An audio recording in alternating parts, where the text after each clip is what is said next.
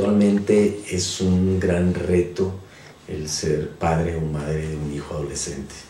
Nos toca vivir tiempos particularmente difíciles en muchos sentidos. Nuestros hijos están viviendo una realidad muy diferente a la que nos tocó vivir a muchos de nosotros, particularmente en lugares como esta ciudad, como Ciudad Juárez, donde ya no se puede tener la libertad que teníamos antes para vivir en esta vida de barrio. Pero independientemente de la violencia, que es un problema serio que nos atañe ya lamentablemente en muchos lugares de nuestro país, nuestro estilo de vida ha marcado también la manera de crecer y de convertirse en adolescente. Con mucha frecuencia trabaja el padre y la madre, las familias ya son pequeñas, ya no hay tanto hermano con quien convivir, la vida ya es más solitaria, más viendo la televisión, los juegos de video, el celular, el Facebook. Las relaciones interpersonales ya no son tanto cara a cara como eran en nuestros tiempos, ahora es mucho cibernético. Esto hace que las nuevas generaciones de adolescentes estén desarrollando una inteligencia racional superior a la nuestra, porque tienen mucha más información, pero una inteligencia emocional en promedio más baja, porque no han desarrollado las habilidades sociales, no han convivido lo suficiente para aprender a manejar, entre otras cosas, su frustración. Uno de los grandes problemas de los adolescentes de hoy es su dificultad para manejar la frustración, su dificultad para aceptar un no, su dificultad para aceptar que las cosas no son como ellos quieren, cuando ellos quieren pagar el precio por aquello que vale la pena. Un aspecto importante de esta generación es la generación del que aburrido, una dificultad grande para divertirse, se aburren con mucha facilidad, situaciones que a tiempo atrás difícilmente se daban. Y entonces nosotros, como padres de hijos adolescentes, intentamos darles nuestras recetas de vida. Los vemos como si nosotros ya supiéramos qué es lo que tienen que hacer, y basta con que nos escuchen, nosotros les hablamos, ellos entienden, nos obedecen y todo funciona bien. Pero la verdad es que no es tan sencillo. La verdad es que nosotros no entendemos muchas de las cosas que ellos están viviendo. Ellos, por ejemplo, están expuestos a la pornografía y a imágenes de sexo explícito como ninguna otra generación lo había estado antes. Las drogas sintéticas cada vez más diversas y más al alcance de la mano, problemas de alimentación, la obesidad como un problema serio, trastornos de alimentación. Ahora se ve depresión en adolescentes, lo que era antes un problema de mayores, de adultos, problemas de ansiedad serios. Se está dificultando a los jóvenes de hoy conectarse amorosamente consigo mismos, con su entorno, con su familia, con sus amigos. Y ese es el gran reto de nosotros los padres. ¿Cómo les podemos ayudar?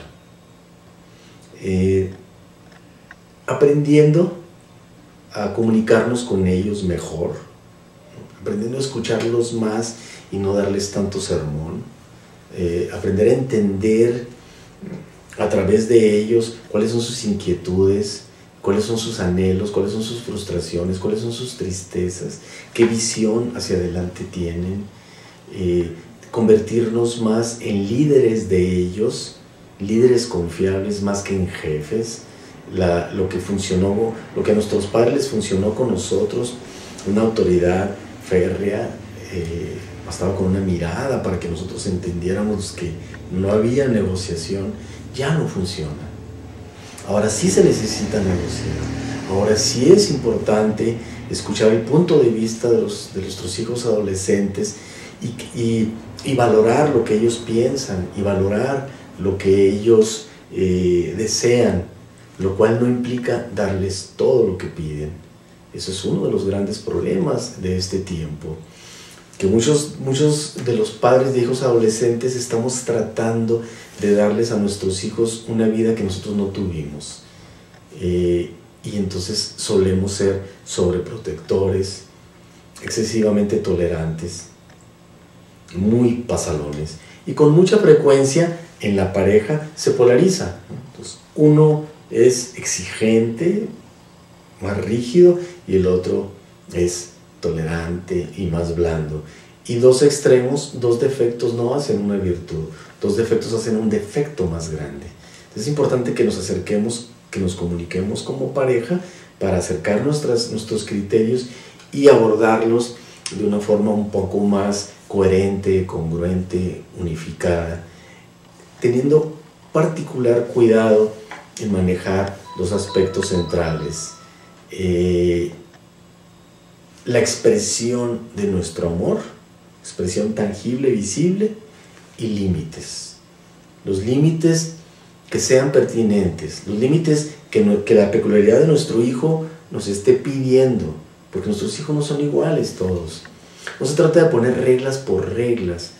Con mucha frecuencia le decimos a nuestros hijos, en esta casa hay reglas y se tienen que obedecer, aunque esas reglas sean absurdas y no tengan un sustento que implique una lección válida para ellos.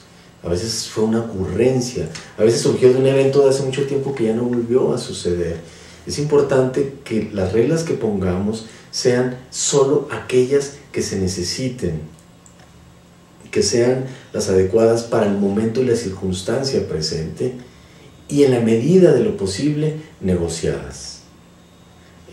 Porque las conductas inadecuadas de nuestros hijos no son simples ocurrencias, tienen que ver con su visión de mundo, tienen que ver con sus estados emocionales, tienen que ver con sus miedos.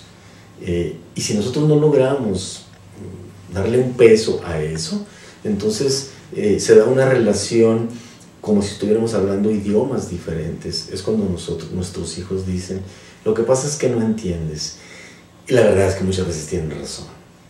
No entendemos, porque estamos más enfocados a defender nuestro punto de vista ante ellos, como si eso nos diera el estatus de autoridad, en lugar de buscar la mutua comprensión. Porque por supuesto que tenemos mucho que aportar a nuestros hijos por nuestra experiencia, siempre y cuando la adecuemos a la realidad que ellos están viviendo. Es como si nosotros tratáramos de venderles a ellos un mapa para que encuentren la ruta para ser felices, pero el mapa que nosotros tenemos es de otra ciudad. A ellos no les sirve ya, porque su realidad es distinta. Hay que ayudarles a trazar su propio mapa, de su propia realidad, de su propia circunstancia. Y no hay un mapa para todos los adolescentes. No hay un manual del buen adolescente. Es todo un arte que tiene que ver fundamentalmente con partir de los criterios que nos marca el amor y no el miedo.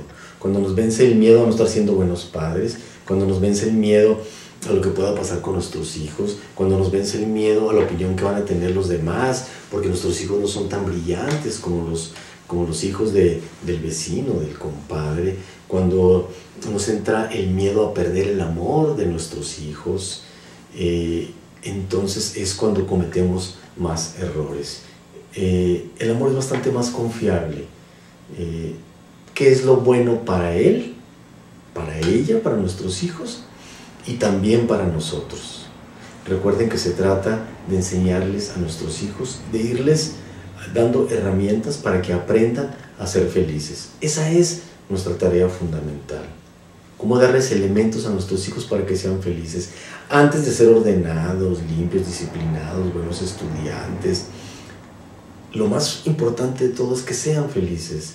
Pero la felicidad que es conexión con el amor, no la falsa felicidad que es conexión exclusivamente con el placer, porque el placer es momentáneo, efímero y crea adicción.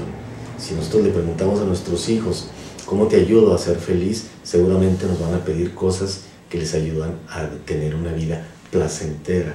A nosotros nos toca enseñarles la diferencia entre una vida placentera y una vida feliz, una vida de logros.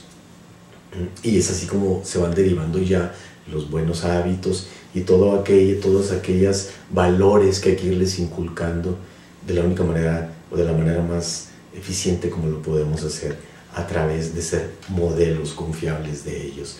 Ese es el gran reto de ser padres. Nosotros los educamos por lo que hacemos, no por lo que les decimos, por lo que ven en nosotros, no por nuestros sermones.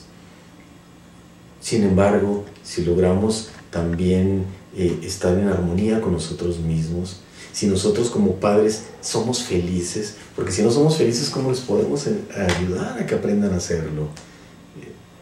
Es sumamente complicado. Entonces pensemos, ¿soy feliz? ¿Qué me hace falta?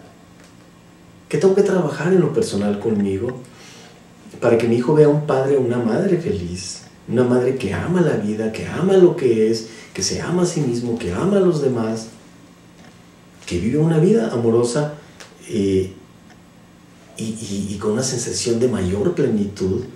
Entonces nuestros hijos llegarán a entender y a conocer que la felicidad no es una quimera, no es algo que de vez en cuando experimentaremos, sino puede llegar a ser un estilo de vida, un estado de ser.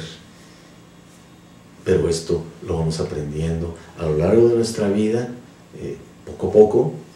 Es un proceso inacabado, pero depende que nos comprometamos con ello, que nos comprometamos a ser cada vez mejores personas, para ser mejores padres, mejores líderes de nuestros hijos adolescentes. Gracias.